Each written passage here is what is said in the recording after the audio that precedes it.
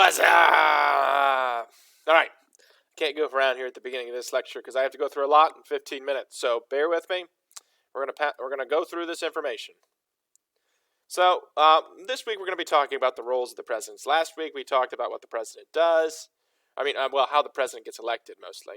But now we need to talk about what he actually does during his job. So let's take a look. As head of state, the president represents the nation and performs many of his roles. Head of state is one of his roles. We're going to be listing up, I think, about 7 or 8 roles. Basically, it's ceremonial, serving as host to visiting kings and queens and head of governments. This is the wining and dining and ribbon cutting and baby kissing part, and a medal award winning part of being president. Pictures of the president doing just that, wining and dining, all that stuff. The president is both head of state and chief executive. Not every country has this. For example, in England and Great Britain, the Queen is the head of state, but the Prime Minister does the rest of the job. Well, let's move on. So chief executive. Chief executive is also one of his roles. As the nation's chief executive, the president sees that the laws of Congress are carried out. These laws range over a great many areas of public concern, from Social Security, taxes, housing, flood control, energy, civil rights, healthcare, education, environmental protection, and many more. The chief executive branch employs more than 2 million people to enforce the many laws and programs Congress establishes. The president is in charge of these employees in the federal government and agencies for which they work. The president has several tools to influence how laws are carried out. One is the ability to issue executive orders or rules that have the force of law. This power is implied by the Constitution because it charges the presidency with making certain that the laws be faithfully executed by the President of the United States. Thus, executive orders are issued to detail the specific actions of federal agencies to implement the law.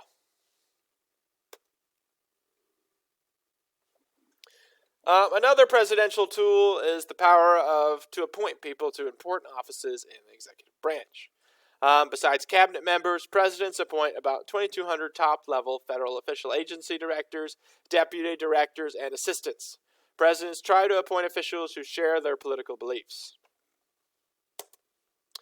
A third tool that presidents can use is the right to fire officials they have appointed. President Nixon fired his Secretary of the Interior for opposing his Vietnam policies. It is not always easy, though, to remove a popular official who has congressional and public support. Using a fourth tool, impoundment of funds, the president can refuse to allow federal department or agencies to spend money Congress has apportioned.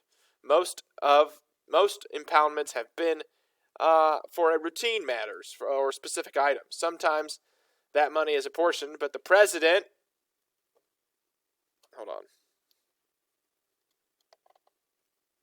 impounds the money because spending needs have changed.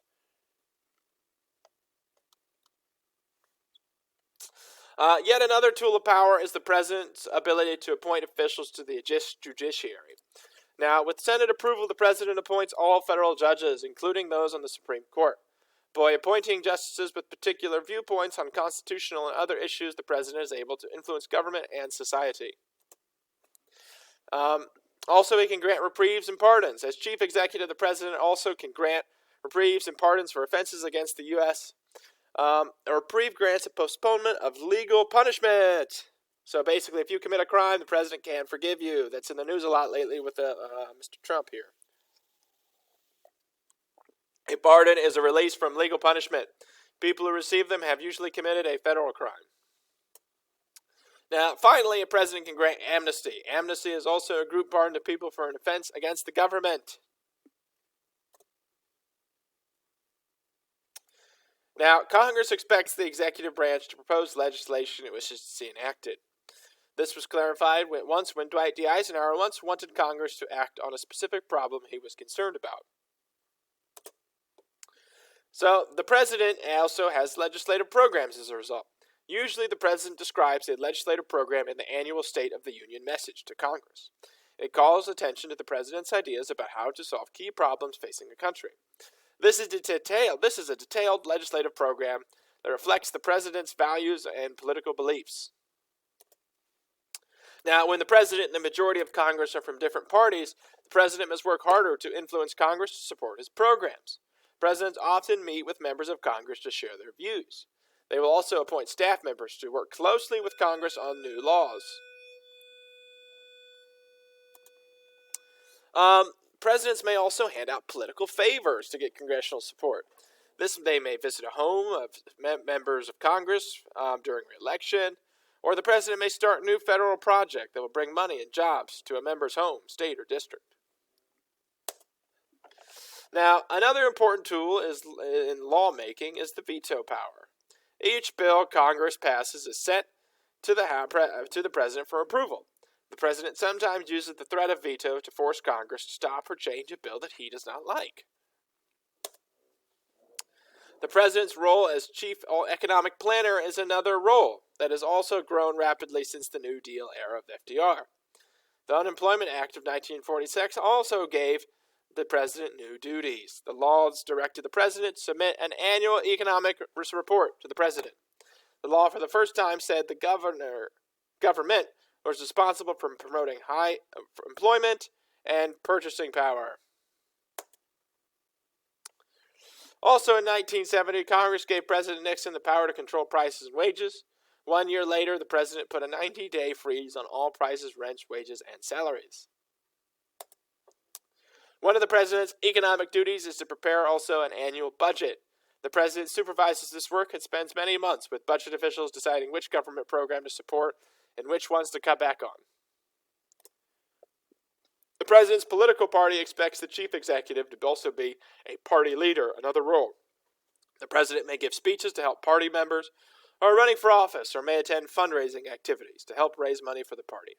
The president also selects the party's national chair and often plans future election strategies. Presidents are often expected to appoint members of their party to government jobs.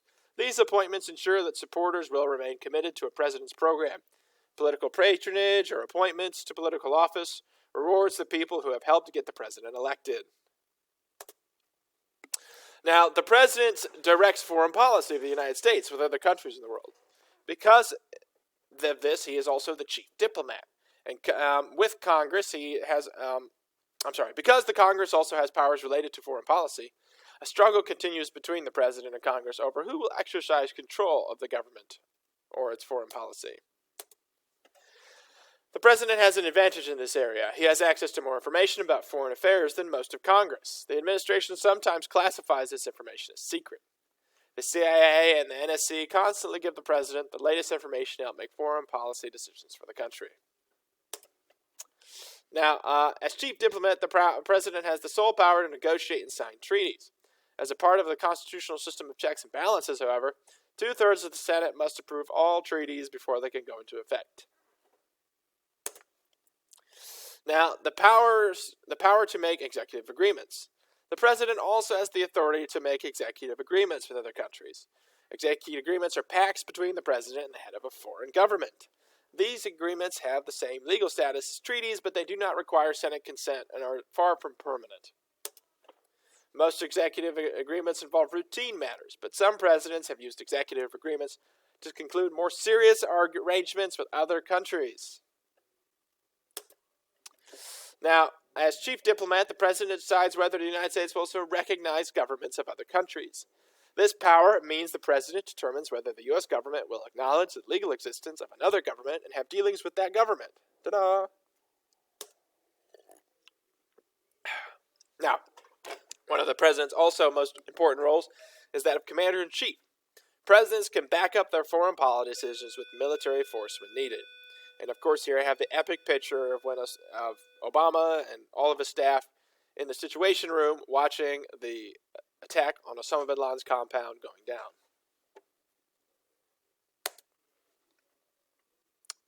Of course, other presidents in the Situation Room.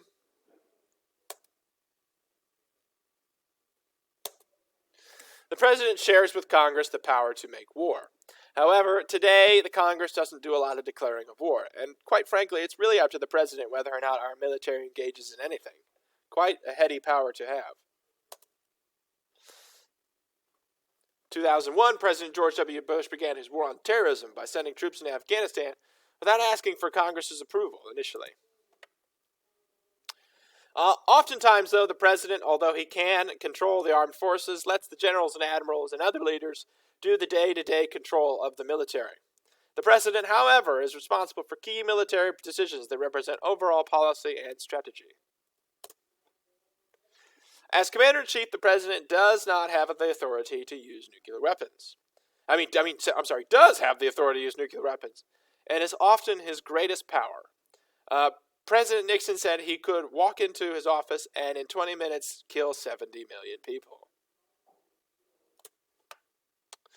As commander-in-chief, the president has more than military duties. During war, Congress is likely to give the president some special power. FDR controlled prices, gas, food rationing, and the industries needed to produce tanks, guns, and other war materials. The president may also use the military to prevent serious turmoil in the nation. Presidents have used federal troops to control rioting in America in the past. They have also used them to relieve natural disasters.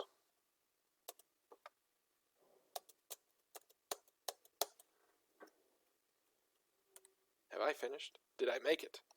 Oh, yes, I did it. Huzzah!